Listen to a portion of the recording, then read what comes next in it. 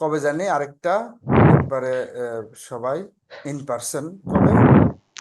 Sir আগামীকালকে বলছিলেন 11:30টায়। হ্যাঁ হ্যাঁ, বুধবার কয়টার সময়? স্যার 11:30টার কথা বলছিলেন। হ্যাঁ ঠিক আছে, একটু লাইনে থাকো। ইয়া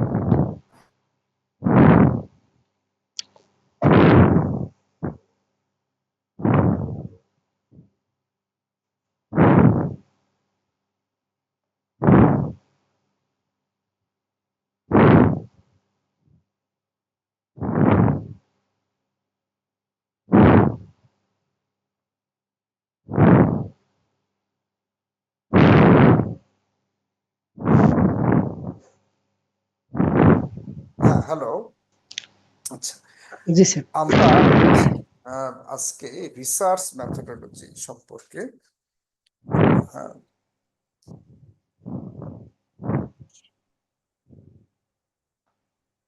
উম, আমরা এই জিনিসগুলো শিখবো। কনসেপ্ট, নিড, টাইপস, এগুলো জিনিস আমরা শিখবো।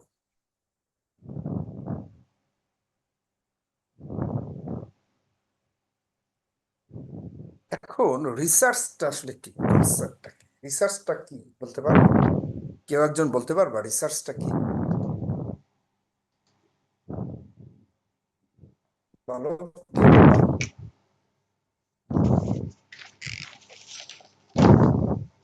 সে তো বলতে পারবা রিসার্চটা কি?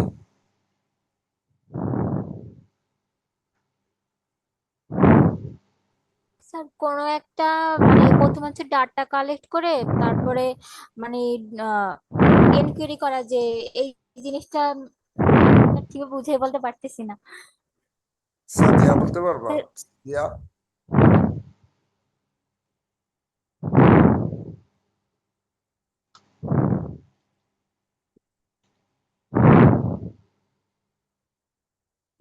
সাদিয়া কি লাইনে আছে? রাজিন বলো, রাজিন। আসসালামু আলাইকুম স্যার। ওয়ালাইকুম সালাম। বলো তো রিসার্চটা কি হতে পারে, তোমার কি আইডিয়া? স্যার কোনো সিস্টেমেটিক ওয়েতে কোনো এডুকেশনাল স্টাডি নিয়ে স্টাডি করা, এডুকেশনাল ম্যাটেরিয়ালস নিয়ে স্টাডি করা, এই টাইপের কোনো কিছু। ও, কি বললাম, কি স্টেপ কিছু? কোনো সিস্টেমেটিক ওয়েতে কোনো স্টাডি ম্যাটেরিয়ালস আচ্ছা নিয়ে স্টাডি করা। আচ্ছা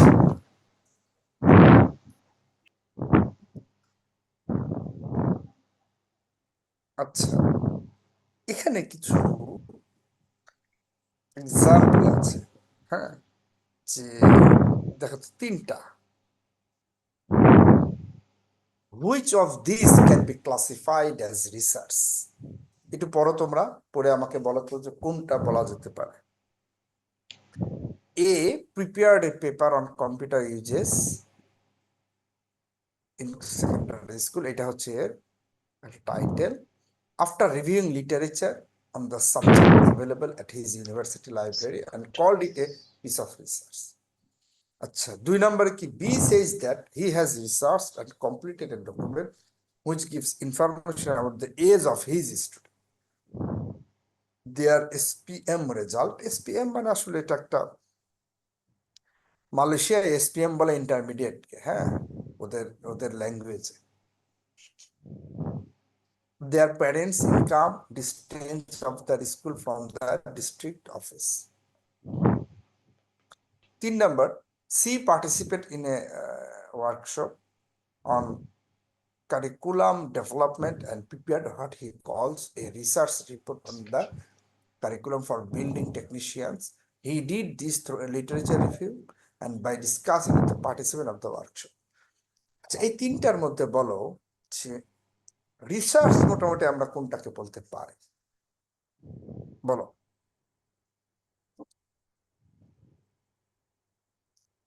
আমরা কিন্তু কোনোটাই কিন্তু আমরা রিসার্চ বলতে আসলে পারি না, তাই না? আসল যে রিসার্চ, যেরকম এইটা আসলে একটা রিভিউ টাইপের রিসার্চ, এটা একটা রিসার্চ যেটা একটা রিভিউ টাইপ, তাই না? যে আমাদের সেকেন্ডারি স্কুলগুলোতে কতগুলো কিভাবে কম্পিউটারগুলো ইউজ হচ্ছে, তাই না? তো এইটা কিন্তু পার্টিকুলারলি রিসার্চ বলা যায় না। আবার এইটা যে তারা ইন্টারমিডিয়েট রেজাল্টের উপরে বেস করে তারা কিছু information about the age of his student, তাদের ইনকাম, তাদের স্কুলের ডিস্টেন্স দেখলাম। আর 3 নম্বরে কি, যে সে একটা ওয়ার্কশপে পার্টিসিপেট করেছে, তাদের থেকে বিভিন্ন ধরনের ইনফরমেশন নিয়েছে এবং পার্টিসিপেন্টের থেকে বিভিন্ন ধরনের ইনফরমেশন নিছে, এইটা কি লিটারেচার রিভিউ আকারে, সার্ভে আকারে তারা প্রেজেন্ট করেছে। তাহলে আমরা কি বলতে পারি যে আসলে কোনোটাই কিন্তু ওইভাবে আমরা রিসার্চ বলতে পারি না, তারা যে সে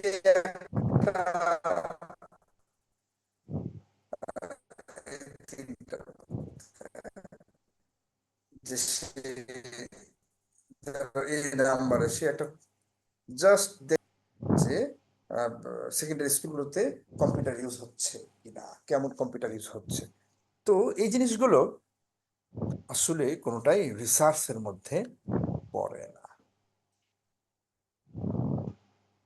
তো এই জিনিসগুলো আমাদের শিখতে হবে। You will know when you have understood the concept of term research. সুতরাং রিসার্চ জিনিসটা কিন্তু আমাদের আগে বুঝতে হবে।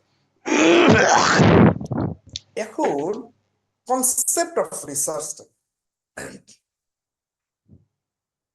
তাহলে এটা একটু দেখো যে একটু পড়ো তোমরা যে আমরা যে এই কেসটা আমরা একটু চেক করি, এখানে যে কিছু case. General manager of a car was concerned with the complaint received from the user that the cars they produce have some problem with rattling sound at the dashboard. Dashboard এক ধরনের sound হচ্ছে, হ্যাঁ, and the rear passenger seat after few thousand kilometers of driving. তার মানে কয়েক হাজার kilometre যখন সে drive করে তখন সে চেক করলো যে তার রেয়ার প্যাসেঞ্জার সিট মানে পিছনের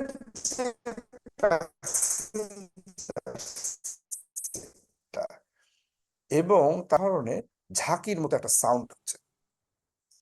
তো he obtained information from the company worker to identify the various factors. He then formulated the problem and generated gauges. মানে কি, সে প্রথমে এই প্রবলেমটাকে আইডেন্টিফাই করলো যে আসলে প্রবলেমটা কোথায়।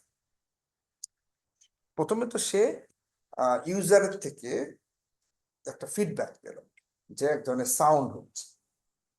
তারপরে সে কি করলো, এগুলোকে এই বিভিন্ন ধরনের যে বিভিন্ন ফ্যাক্টর মানে কি কারণে হচ্ছে এই ইস্যুগুলো, সে করছে কি যে কোম্পানির যারা ইঞ্জিনিয়ার তাদের থেকে এই প্রবলেমগুলো আইডেন্টিফাই করে সেটা হাইপোথেটিক্যাল ইস্যু লেখছে যে কি কারণে এটা হচ্ছে। তারপরে হি কনস্ট্রাক্টেড এ চেকলিস্ট একটা and obtained requisite information from sample of cars, তাই না? তারপরে সবার লাস্টে he analyzed the data, interpret the result in the light of his hypothesis and reached conclusion. একটা খুবই সিম্পল এক্সাম্পল দিয়ে বোঝানো হচ্ছে। তাহলে এই রিসার্চের এই জিনিসটা বুঝতে পারছো?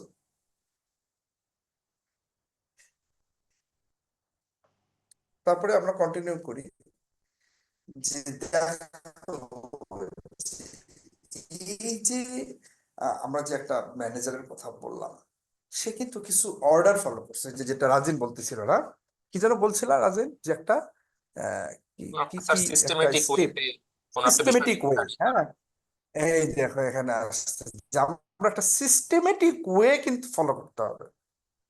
আর সেকেন্ডলি, যে ম্যানেজার কিন্তু হঠাৎ করে একটা কনক্লুশনে যাবে না, সে কি করবে, একটা সাইন্টিফিক ওয়ে কিন্তু ফলো করবে।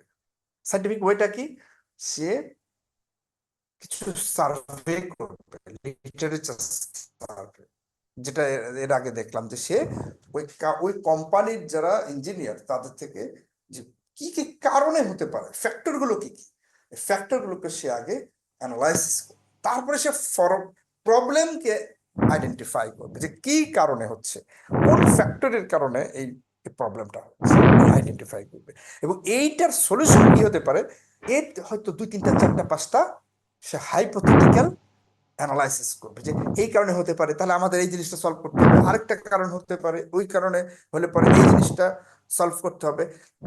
তো সে কিছু প্রবলেম অ্যানালাইসিস করতে হবে। তো এই জিনিসটা আসলে যে প্রথমেই আমরা বললাম যে একটা সিস্টেমেটিক ওয়ে ফলো করতে হবে, আর একটা সাইন্টিফিক মেথড, যেটা যে প্রবলেম স্টেটমেন্ট, তারপরে আমি কি করলাম হাইপোথেটিক্যাল, তারপরে আমরা মেথডোলজি। আগে তো হাইপোথেটিক্যাল, তাই না, আমরা একটা জিনিস নিয়ে আগে চিন্তা করবো, হাইপোথেসিস দেব, আগেই তো আমরা প্র্যাকটিক্যালে যাবো। হ্যাঁ, আগে আমরা কি করবো, একটা হাইপোথেটিক্যাল প্রুফ করবো। তাহলে আমরা ডেফিনেশন অফ রিসার্চ আমরা কি বলতে পারি, রিসার্চ ইজ ফর্মালাইজড কিউরিসিটি, তাই না, কিউরিসিটি। তো কিউরিসিটি থেকে কিন্তু আসলে আসে আমার মধ্যে প্রচন্ড ধরনের কিউরিসিটি, যখন আসবে নতুন কিছু জানার আগ্রহ।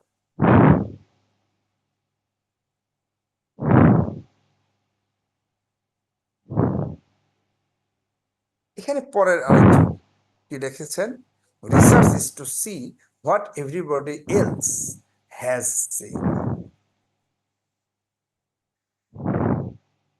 and to think what nobody has thought. কথাটা কি বুঝছো? Research is to see what everybody else has seen.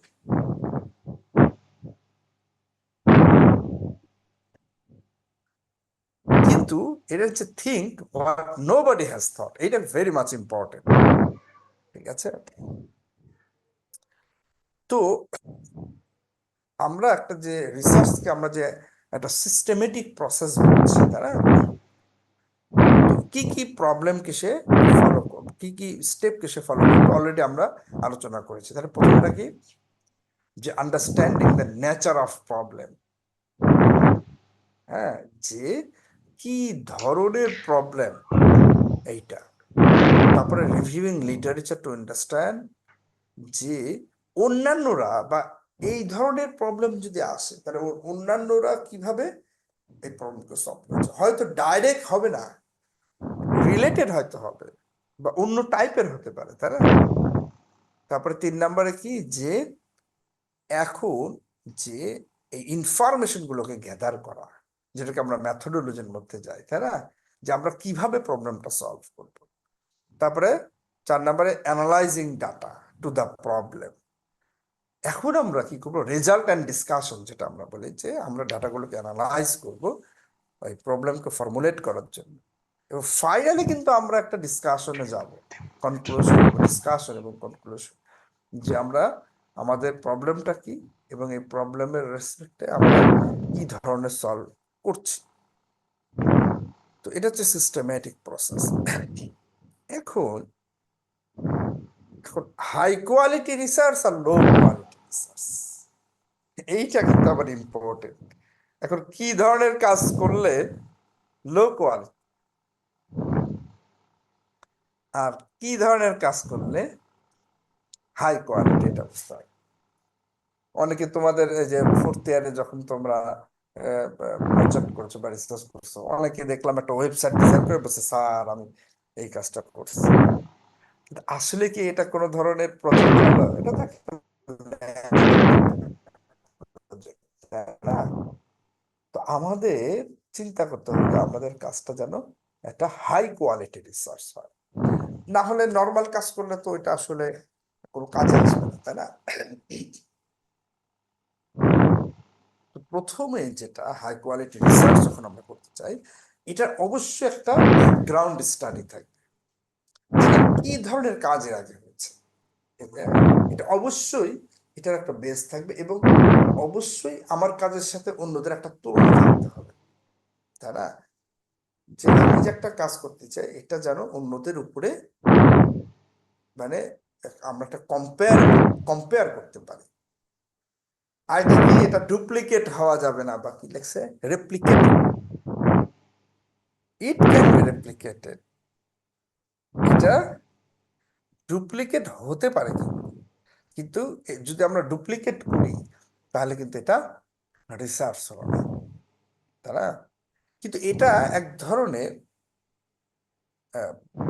মানে রিসার্চটা কিন্তু কনসেপ্ট আলাদা হতে পারে।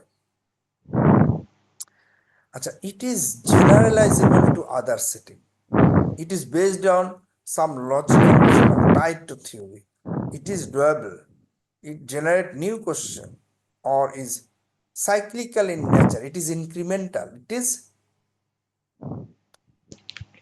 a political activity for betterment of society।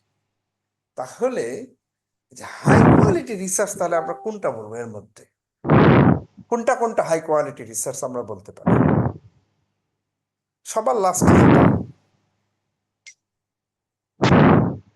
Betterment of society, ঠিক আছে, কিন্তু রিসার্চের কথা তো এখানে বলা হয়, ইট ইজ ইনক্রিমেন্টাল, এটাও কিন্তু না, নিচ থেকে বলছি, হ্যাঁ, it generate new question or is cyclical in nature. হ্যাঁ, এইটা হতে পারে যে এটা একটা কোয়ালিটিফুল রিসার্চ হতে পারে। ইট ইজ ডুয়েবল, এটা মানে কি বলো, একজন বলো, কে বলবে? তারিন বলো, তারিনকে দেখলাম না। হুম, তারিন আছে?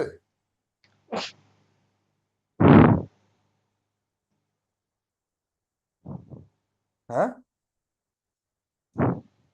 তারিন কি আছে?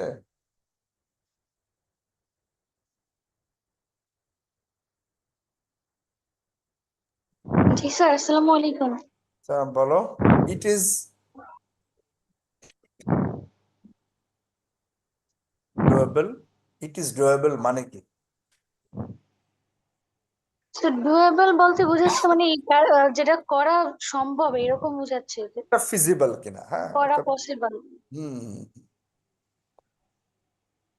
তো এটা আসলে কোনো কিছুই, যে এটা যে একটা হাই কোয়ালিটি রিসার্চ, এটা কিন্তু কোনোটাই এখানে কোনো পয়েন্টই কিন্তু আমরা আইডেন্টিফাই করতে পারছি না যে এটা কোয়ালিটিফুল রিসার্চ কিনা, তাই না? এখান থেকে তাহলে ব্যাড রিসার্চটা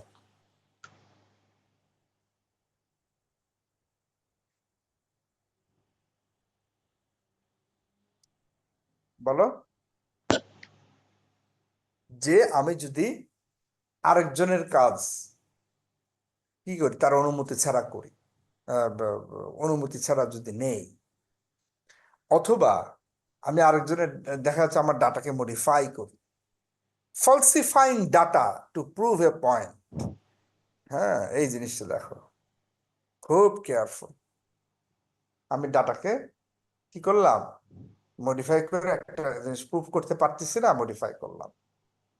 তারপরে কি, miss representing information and misleading participant, হ্যাঁ, আমি কিছু মিস ইনফরমেশন দিলাম, কিছু ফলসিফাইং ডাটা করলাম, প্যালাগারাইজিং আদার পিপলস ওয়ার্ক, অন্যান্যদের কাজ নিলাম, এগুলা কি bad research. Looking for something when it simply is not to be found, মানে আমরা খুবই নর্মাল একটা জিনিস নিলাম, মানে সিম্পল একটা এই যে এর আগে আমি দেখাইছিলাম যে নিউটন দেখতেছে যে ইয়ার গাছ থেকে, আপেল গাছ থেকে আপেল পড়তেছে নিচে, তো এইটা দেখে উনি অভিকর্ষ যে যে বল হ্যাঁ, এটা আবিষ্কার করছে। এখন ধরো আমি বললাম যে একটা কমলা লেবু পড়তেছে, আমি বললাম যে হ্যাঁ কমলা লেবু এই আপেলেরটা মানে, তা আমি বললাম যে এটা আমার একটা রিসার্চ, তাহলে কি হবে? ঘটনাটা হচ্ছে এরকম আর কি। হ্যাঁ, আচ্ছা। তো এখন আমাদের যে সিস্টেমেটিক ক্যারেক্টারিস্টিক অফ রিসার্চ, এটা তাহলে আমরা অলরেডি আলোচনা করলাম, তাই না? যে প্রবলেমকে আইডেন্টিফাই করব, রিভিউ করব, হচ্ছে কি স্টেট অফ দ্য আর্টস। হ্যাঁ, তার মানে আমাদের এই যে আর্টস কথাটা, হ্যাঁ, যে সবকিছু কিন্তু ফিলোসফি দিয়ে মেজার করা হয়, philosophy is the father of science, তাই না? তাহলে আমাদের রিভিউ করতে হবে যে এক্সিস্টিং ইনফরমেশন গুলো, তারপরে ডাটাকে কালেক্ট করতে হবে, ম্যাথোলজিক্যাল অ্যাপ্রোচে যেতে হবে, অ্যানালাইসিস করতে হবে, রেজাল্ট অ্যানালাইসিস, ডাটাকে অ্যানালাইসিস, তারপরেই না আমরা কনক্লুশনে যাব। এখন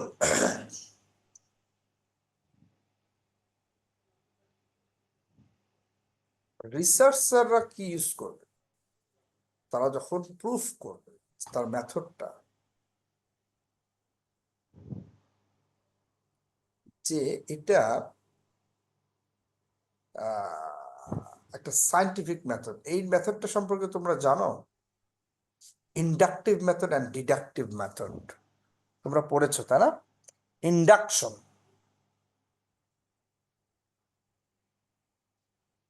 ইন্ডাকশন মেথডটা কি কেউ বলতে পারবা? প্রুফের ক্ষেত্রে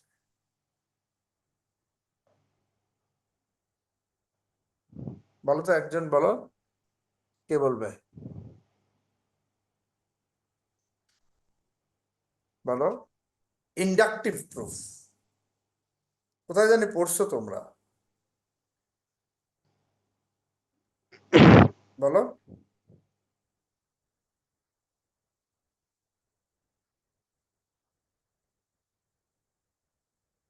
স্যার এটার মানে কি ধাপে ধাপে কোনো কিছু করা এরকম কিছু বোঝায়? উম এইটা মানে স্যার মনে করেন যে আমি নিচ থেকে কোনো একটা প্রবলেম আসলে আইডেন্টিফাই করতে করতে উপরের দিকে গেলাম আর কি। ইন্ডাকটিভ প্রুফ মানে যে তোমার তোমার মনে আছে কিনা, তুমি পড়েছো বাংলায় যে কি বলে ভুলে গেছি, একটা বেস কেস থাকে। হ্যাঁ, যে ফর এক্সাম্পল তুমি ধরে নিলা যে ফ্যাক্টোরিয়াল 0 = 1, একটা বেস কেস। এর উপরে, এই বেস কেসের উপরে বেস করে তুমি কি করলা, এই যে ফ্যাক্টোরিয়াল 0 = 1 আবার ফ্যাক্টোরিয়াল 1 = 1, তাই না? এই দুইটা তোমার বেস কেস। তোমার মনে আছে কিনা, ইন্টারমিডিয়েটে অনেকেই পড়ছে, আমরাও পড়ছিলাম, আমার মনে আছে, হ্যাঁ, ম্যাথমেটিক্স, যে যেহেতু দুইটা বেস কেস আছে, ও না সরি, এটা আমরা ডিসক্রিট ম্যাথমেটিক্সে পড়েছিলাম, যে যেহেতু এটা বেস কেস দুইটা, তো এর উপরে বেস করে সিস্টেমেটিক ওয়েতে প্রুফ করা, এটাকে বলা হয় ইন্ডাকটিভ। তো এইরকম, তার মানে কি, আমার কিছু বেস কেস, আমি যখন একটা সাইন্টিফিক ওয়েতে আমি রিসার্চ করবো, মানে কি, আমার হয়তো কিছু বেস কেস থাকতেও পারে, আবার বেস কেস নাও থাকতে পারে, তাই না? আমার বিভিন্ন কিন্তু ওখানে দাঁড়ায়, বিভিন্ন কিন্তু ইয়ে থাকতে পারে। তো এগুলা, এগুলোর উপরে বেস করে আমি কি করবো, যে রেজনিং, মানে কি, আমি প্রুফ করবো। তো এইটা যখনই আমরা করব, তখনই কিন্তু আমাদের কি হবে, এটা একটাই আমাদের যে এক্সপ্লানেশন এবং আমাদের যে অ্যানালাইসিস, এটা কিন্তু তখন একটা কি বলে, এটাকে কি বলে, আমাদের যে হাইপোথেসিস, এটা কিন্তু তখন পাওয়ারফুল হবে। তোমরা কি আমার কথাগুলো রেখে নিচ্ছ, নাকি শুধু শুনে শুনে যাচ্ছ? তাহলে তো ভুলে যাবা, কিন্তু আমি কিছু কিছু টার্ম মিস করছি, বুঝছো? আমি কিন্তু কিছু টার্ম মিস করছি, তোমাদের কিন্তু এগুলা ধরতে হবে, নাহলে কিন্তু তোমরা পারবা না। এই যে it start with the construction of hypothesis, তার মানে আমি স্টুডেন্টদের মাঝে মাঝে বলি, আমার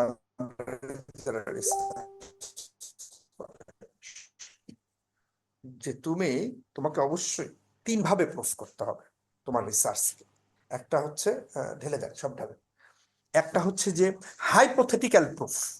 তোমরা লেখো সবাই যে 3 ধরনের প্রুফ। আমি অনেককে বলছি মনে হয়, তাই না, যে তোমরা 3 ধরনের প্রুফ করতে হবে। এক ধরনের প্রুফ হচ্ছে hypothetical proof, it start with casual hypothesis from casual observation, হ্যাঁ, এবং ব্যাকগ্রাউন্ড নলেজ। তারপরে কি সেকেন্ড স্টেপ, যে mathematical, hypothetical proof, mathematical proof, তারপর হচ্ছে সিমুলেশন দিয়ে প্রুফ, মানে প্রোগ্রাম দিয়ে। একটু ওয়েট করো, কি ব্যাপার কি ব্যাপার?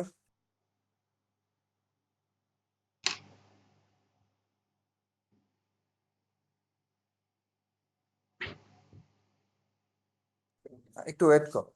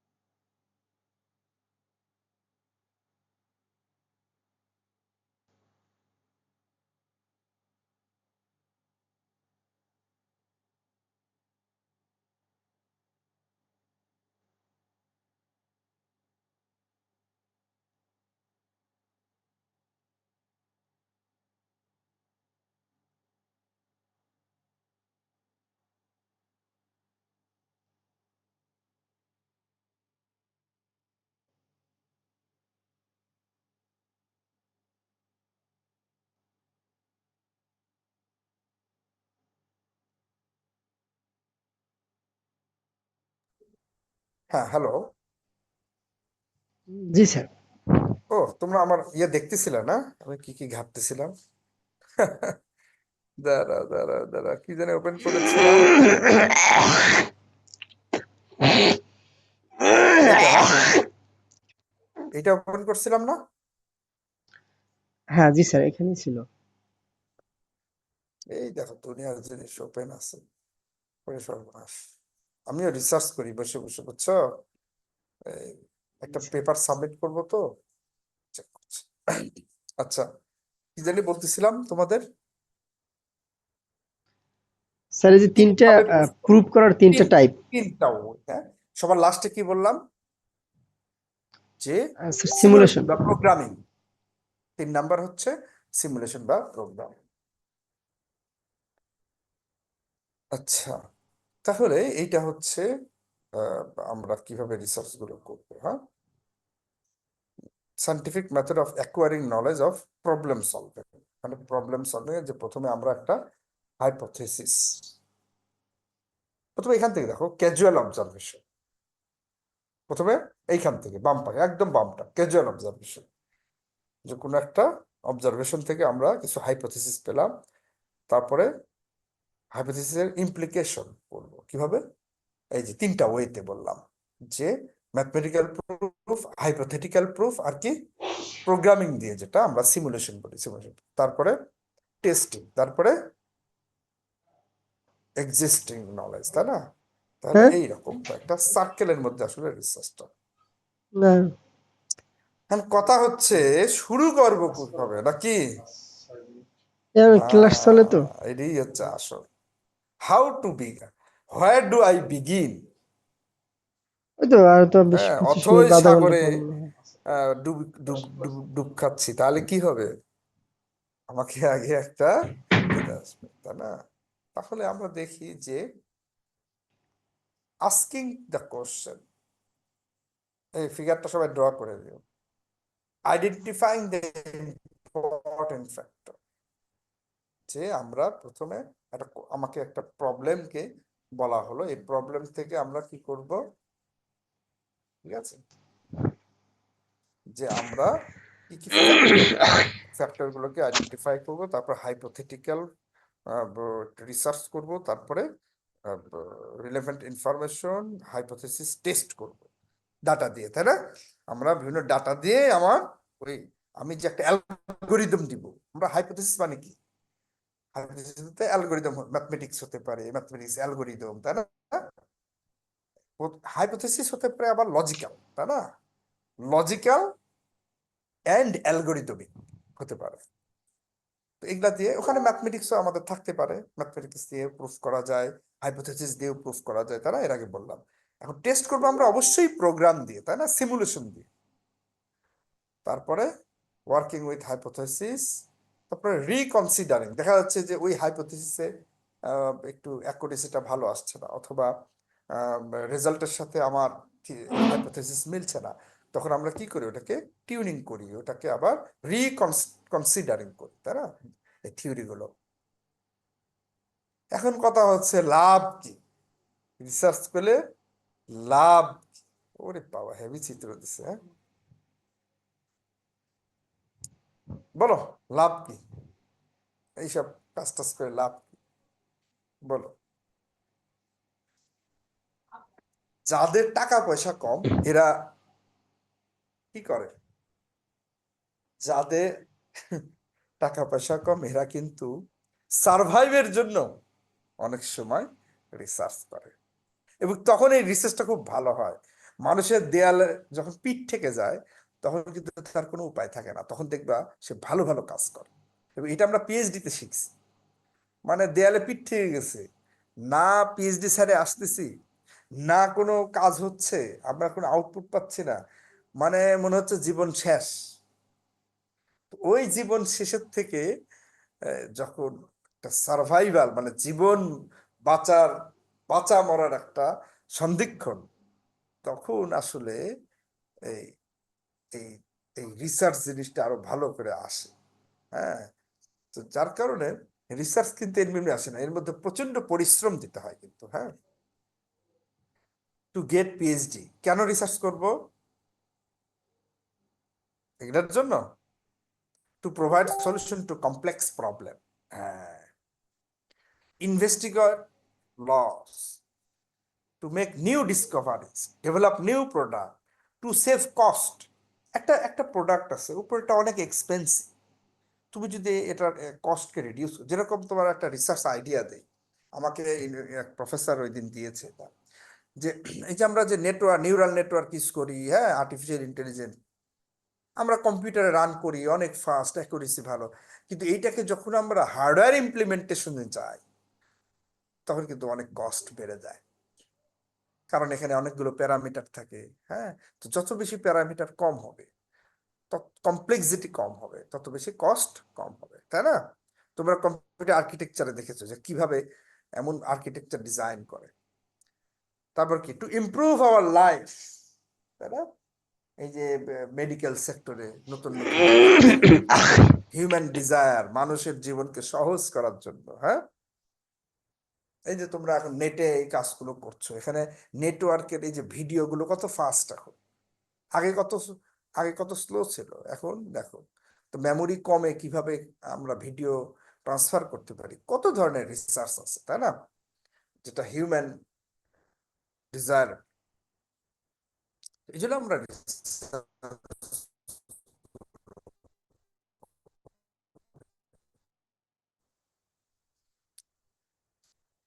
চাই নাকি, আর কি অনেক কিছু জানার জন্য।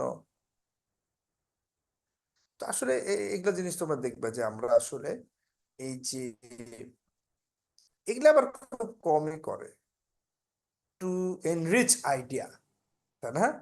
তারপরে কি, to gain insight into the topic, মানে নলেজের জন্য কাজ করা আবার একটু কম হয়। আমরা সাধারণত একটা trade off করি, যে জানবো আবার আমার ক্রেডিবিলিটি, শুধু জানলে তো হবে না, তো এই ধরনের কিন্তু থাকে যে আমার একটা ট্রেড অফ থাকে, শুধু পড়াশোনা করলে হবে না। দেখা যাচ্ছে আমার অনেক জ্ঞান, একটা ভালো জায়গায় রিসার্চ করে পাবলিশ করলাম না, আমার রিসার্চটাকে পাবলিশ করতে পারলাম না, তারপরে কেউ জানলো না, তাহলে কিন্তু হবে না। এই জন্য লেখছে সবার নিচে, টু ক্রিয়েট নলেজ, নলেজের উপরে আসলে কিছু নাই। তুমি যখন নতুন জিনিস আবিষ্কার করবা, নতুন জিনিস তুমি গবেষণা করে বের করবা, এর মতো মেন্টাল স্যাটিসফ্যাকশন আর কিন্তু নাই। তোমার ধরো অনেক টাকা আছে, অনেক পয়সা আছে, অনেক কিছু করলা, আমার অনেক বন্ধুরা অনেক টাকা স্যালারি পায় এখন, বড় বড় ইন্ডাস্ট্রিতে আছে, বিদেশে আছে, দেশে আছে, কিন্তু ওরা আমার কাছে মাঝে মাঝে বলে যে একটু রিসার্চটার এনভায়রনমেন্টে যদি থাকতাম ভালো হতো। টাকা পয়সা আছে কিন্তু এই রিসার্চ, নতুন কিছু করায়, এটা কিন্তু করতে পারলে তখন মানে মনের মধ্যে আসলে একটা স্যাটিসফ্যাকশন আসে, তৃপ্তি আসে। এরপরে কি, টাইপস অফ রিসার্চ, কি কি টাইপস আছে?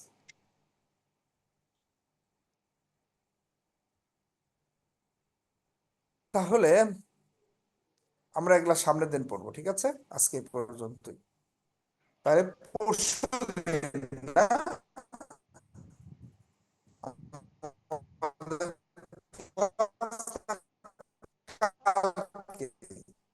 স্যার আপনার লাস্ট 1 মিনিট শুনতে পারিনি, মানে বুধবার। স্যার কাইন্ডলি একটু রিপিট করবেন, আমরা শুনতে পারিনি শেষে যেটা বলছেন।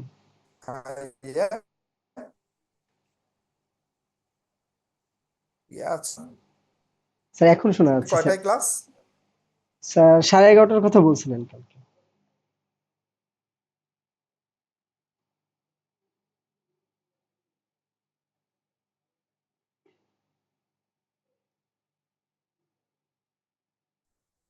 হ্যাঁ, হ্যালো হ্যালো, শোনা হ্যাঁ, যায়? জি স্যার এখন শোনা যাচ্ছে। Drop internet. আচ্ছা, কালকে কয়টায় ক্লাস? স্যার 11:30টার কথা বলছিলেন। হ্যাঁ, ঠিক আছে, 11:30 তুমি ইয়ে করো, আজকের অ্যাটেন্ডেন্সটা একটু নোট করে নাও। আজকে কয়জন আছে? জি স্যার, আজকে 10 জন ছিল স্যার। 9 জন। এই 9 জনেরটা একটু অ্যাটেন্ডেন্সটা দিয়ে নাও, হ্যাঁ? ঠিক আছে, তাহলে এই পর্যন্তই। আমরা কালকে 11টায়, হ্যাঁ? ঠিক আছে। জি স্যার, ইনশাআল্লাহ। আমাকে কল দিও, হ্যাঁ, ডিপার্টমেন্টে এসে। সালাম আলাইকুম। ওয়া আলাইকুম আসসালাম।